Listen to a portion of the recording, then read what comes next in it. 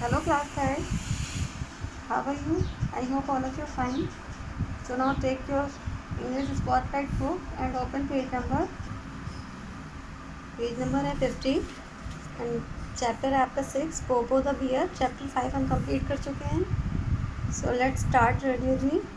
Once upon a time there was a very hot day in the summer. Bobo the bear felt the heat, so he sat down in the shade of a big tree and tried to be as cool as he could. एक time की बात है, समय की बात है. गर्मियों का दिन बहुत ही गर्म था. बोबो जो कि बेयर है, वो गर्मी उसको बहुत महसूस कर रहा था वो. सो उसने डिसाइड किया एक बड़े पेड़ की छाया के नीचे बैठने का. वो बैठा and tried to be as cool as he could, और उसने जितना हो सके अपने आप को आराम और ठंडा प्रदान करने की कोशिश की. He sat still for some time, वो कुछ टाइम बैठा रहा. With his bright tongue hanging out of his mouth like a dog. और कैसे कुछ टाइम तक बैठा रहा, अपनी ज़ुबान को बाहर निकाल कर, जैसे कि लाइक एज ए डॉग, एक डॉग की तरह. His eyes kept moving about all the time, उसकी आंखें बराबर उस जो है मूव करती रही, इधर उधर देखती रही सारे time. And they saw many things, उसने बहुत सी चीज़ें देखी. फॉर समथिंग और the other always happened in the forest, कुछ या और कुछ जो कि उस जंगल में हो रहा था. ठीक है. Suddenly Bobo saw a squirrel putting it heads out of a hole of a nearby tree and peeping at him. फिर उसने क्या देखा, बोबो ने एक स्क्वायरल देखा जो बैठी है ऊपर. कहाँ पर? एक होल के पास जो ट्री पर है, और पीपिंग करते हुए उसमें वो कहाँ जा रही है? होल के अंदर, है ना. He also watched an old crow on a tree top that crowed a greeting to his friend. अच्छा, एक उसने फिर और क्या देखा, एक बूढ़ा कौवा जो पेड़ के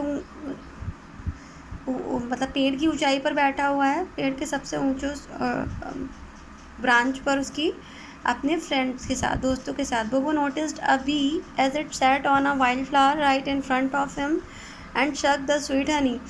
और बोबो ने क्या देखा, नोटिस किया एक मधुमक्खी जो कि फूल पर बैठी है और उसका हनी शक कर रही है.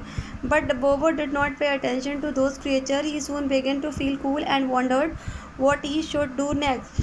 बट बोबो ने क्या किया, कोई भी अटेंशन नहीं दिया उन सब रचनाओं में. कि उसने वो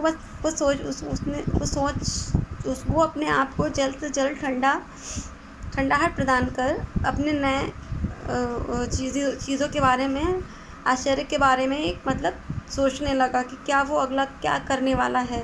सडनली ही सॉ सम बीज alighting upon the flowers near him and flying away.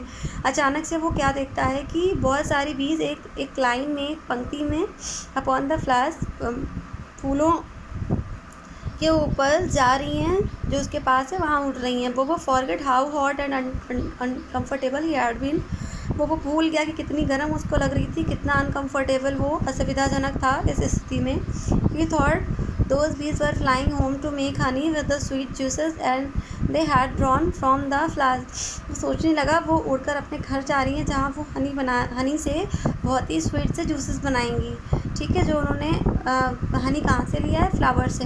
And if he could only follow them then he would find the tree where they will behave. ठीक है, तो उसने सोचा कि अगर वो अकेले उन्हें फॉलो करे तो वो उनके उस पेड़ तक पहुंच सकता है जहां उन्होंने अपना छत्ता बना रही है. So Bobo started following the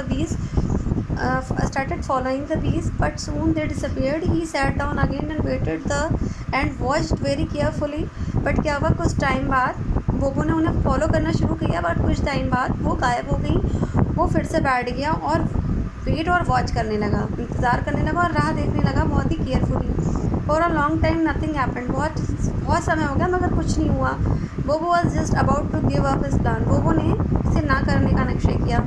then a bee went buzzing past him and set on a flower above his head. फिर क्या हुआ, एक बी जो है जिसकी बी कैसे बस्ट करती है ना, बस्ट करते हुए उसके पास से निकली और फूल पर जा बैठी. ठीक है, उसके फूल के हेड पर. When the bee flew away, जब भी फिर से उड़ती है, बोबो उसको फॉलो करना शुरू कर देता है.